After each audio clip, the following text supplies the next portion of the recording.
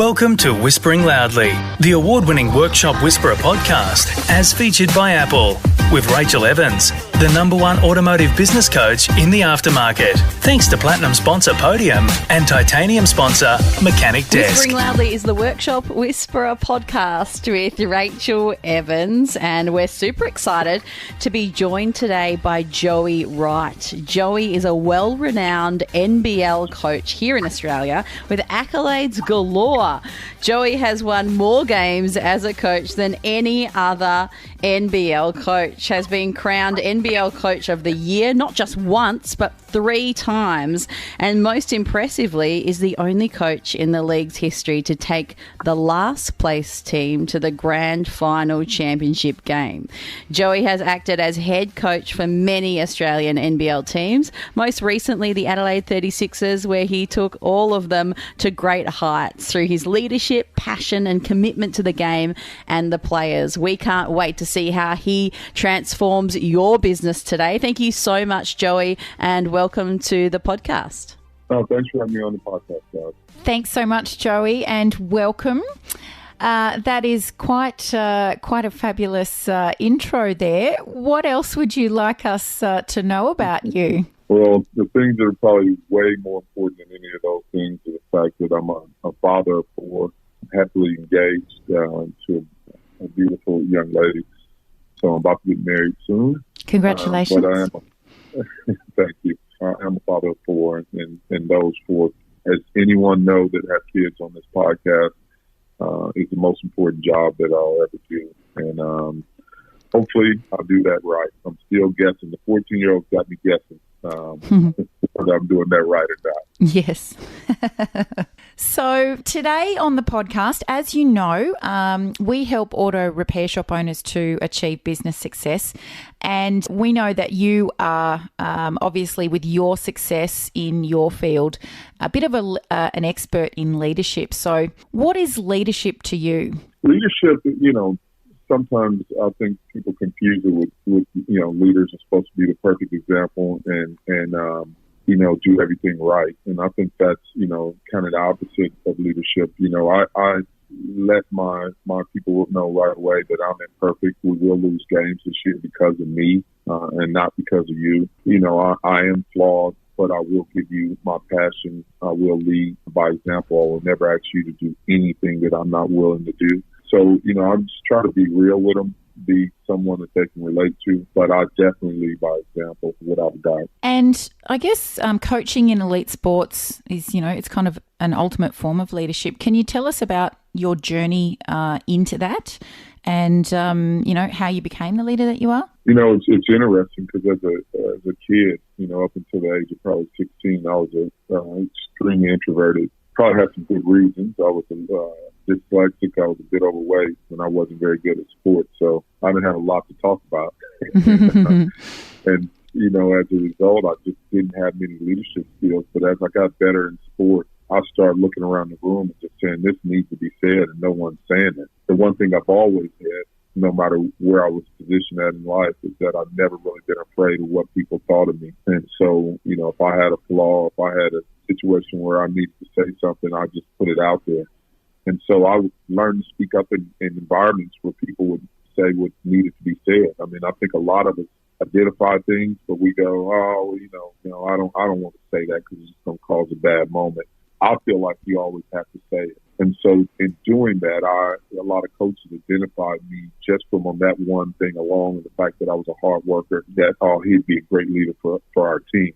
And so every team I played on, at some point in time, I ended up being captain or co-captain of those teams. And so as I got further and further into sport and got into professional sport and played overseas in different places, I thought that I would be a coach. I didn't know, because I knew you didn't make a lot of money and I didn't want to rely on winning games for income. So I spent 7 years building a real estate company and didn't coach at all at that particular time after my professional playing career. And I decided to go into coaching once I felt like I was financially viable, that I didn't have to really live on that coaching salary, and then therefore not make decisions based on keeping that job, make decisions based on doing better at the job. So I had that luxury. I did that, and I think through a combination of just failures, I was able to become a leader. Yeah. Join our free Facebook group, Your Profitable Auto Repair Shop, and join in on the conversation with auto repair shop owners just like you globally. What do you think that has been your proudest coaching achievement? It's probably not one thing, and I'm not saying that as if I've done so many things. It's just the one thing that I am proud of is my relationship with my past players. That is probably what means most to me. I've coached around 240 players. Probably 220 of those players I could call up right now and just have a civil conversation with them and keep up with their life. And a lot of them call me and tell me, I'm having a kid, about to buy a house. What do you think? Just conversations like that. And that's probably what I'm most proud of. I think that that's really relevant to our listeners too, even though, we're talking about two completely different work environments. The relationship that you have with your team, we want to be able to part ways with a handshake. Not everything has to end in conflict. No, I understood mainly because I was a player, and a lot of your warriors and the guys in your program were probably on tools at one point, and now they may be running the place. But if they remember back to, when they were on tools, you have to make decisions that are best for you as an individual, because that career may be over at some point. So you have to make decisions best for you, and the company has to make decisions best for them. And if both parties understand that, usually you can walk away. I've had guys that I really, really, really love having on my team decide to go to another team. And although it's disappointing, I shook their hand, and one guy told them, hey, for that kind of money, I'll drive you to the airport. You can't turn it down. And me and him, we remain friends to this day. And I really wanted him on my team because he's a good player, but I couldn't pay him half the money that he was about to get paid. So I just try to realize and understand that, people are going to come and go for different reasons. Try to be mature about those reasons. Now, the other 20 that I probably couldn't call, they wouldn't, we didn't part on great terms, but it wasn't because I didn't treat them like a human being. I didn't treat them like fair. It was probably more the fact that they wanted something unfair. Yeah. And I wouldn't give it to them. Yep. So that's probably more. And I think, as leaders, it's about holding our boundaries when we recognise that something is unfair as well. And, feeling like it's okay to part ways when we don't see eye to eye anymore. Yeah, definitely. I mean, I've coached some very talented players with very big names. And, no matter what, I always get the question on how are you going to handle them? How are you going to handle them? And I just say I'm going to handle them just like I handle everybody else. And I think that's what a leader does. Like, I don't change our core values because of talent. And trust me, that hurts some really talented players' feelings sometimes. Yeah. I was giving an example to my daughter the other day about her stepping up in her team and maybe saying some things to some players that the coach won't say things to that need to be said. And I gave an example when I coached in Brisbane, and this was my very first coaching. I was the youngest NBL coach in history at the time, so I was only about 36 years old. And I actually had players that were older than me. I had two players on the team older than me. But they came to me, my leadership group came to me, and they said, we feel like you don't give us enough respect and you treat us like you treat the guys that are, rookies or have been around. And I just said, look, as far as human nature, I'm going to always treat everybody the same. So I'm never going to give one person more love because they are a better player, have been around longer, or make more money. That's not going to happen. And I said, our core values, I'm not going to change those because you've been around longer, you make more money, or you're a better player. That's going to happen. Now, physically, if you need a day off because you're 40 and another guy's 22, I get that. And I've already stated that. You guys can come in and say, you need a rest, and you can get a rest. I said, but if you ask me to change the other two situations, I won't. Yeah. And one of the guys just got up and walked out. He was just really upset by the fact that I would not give him a pass in some of those other areas. No, I'm going to critique you on the court the same as I would critique everyone else. And that took a lot. The owner actually came to me at that particular time and said, if you can't get along with him, he's the better player, you're going. I said, okay, if he can't get along with me, then I guess I got to go because I'm not going to change my values. And it was a really, I would say, come to Jesus moment for me as a coach because I was only 36 at the time, and I could have been fired for standing my ground Yep. But luckily, the other three in the leadership group said, no, he's exactly right, and that's exactly what we need to make sure that player adheres to the team rules. Wow. Take a smoko and review us on your Apple Podcast app or wherever you listen.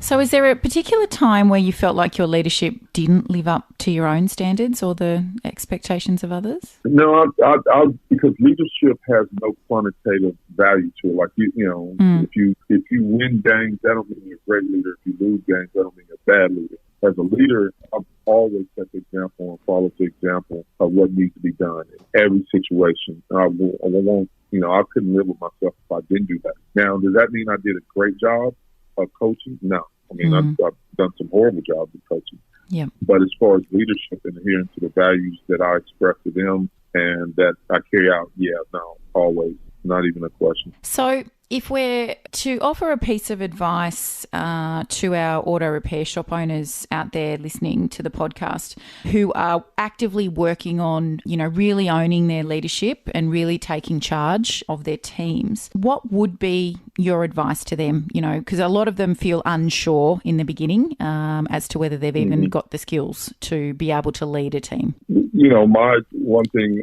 and I have, we're going to do some workshop stuff next week, and I have 6 things that I'll go through in more detail about that subject, about leaders being unsure. But in my opinion, initially be vulnerable, be the hardest worker in the room, be the most knowledgeable person, so study as much as you possibly can. If you do those things, you'll gain the respect of your peers, the people who are looking up to you, and then once you got their respect, you can command anything. And so it's getting to that point where you want to command respect by being you're not always going to be the smartest in every subject, but if you study every subject and know exactly what you don't know, that's important. That's just as important as knowing what you do know. But if you're upfront about, hey, I have no idea about this, who in this room does? You? Okay, great. Talk to us about it, because I can't talk to you guys about this situation.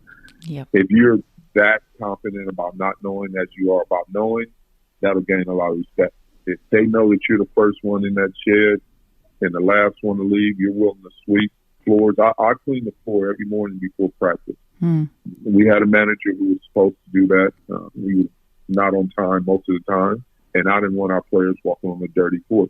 So I grabbed a broom, and I was told him, don't worry about it, I'll do it. And they thought, oh, you're a head coach, you shouldn't be sweeping the floor. But I want my players to understand I'm going to do whatever I can in my power to make sure they get the best opportunity to be successful. And they need a clean floor so they can move, they don't slip, they don't fall, hurt themselves. And what else would I be doing? Just standing around waiting for practice to start? I might as well do something with my time. Yep. So I just want to be the hardest working, most knowledgeable person in the room, study the most, and gain the respect of the players. And then once you do that, you can probably push them over the line if you have their respect. Yep. So hardworking, be visible, be as confident with what you don't know as you are with what you do know, and earn their trust and respect. Wonderful advice. Thanks so much, Joey. It has been our absolute pleasure to have you on Whispering Loudly today. No problem. Thanks for having me on. Hopefully I helped someone. But thank you guys for having me. Thank you so much. And if you would like us to answer a question of yours about how to run your auto repair shop, please email us with your question to admin@workshopwhisperer.com. See you next week. Thanks for listening to Whispering Loudly, the award-winning Workshop Whisperer podcast, as featured by Apple with Rachael Evans, the #1 automotive business coach in the aftermarket. Thanks to Platinum sponsor Podium and Titanium sponsor Mechanic Desk.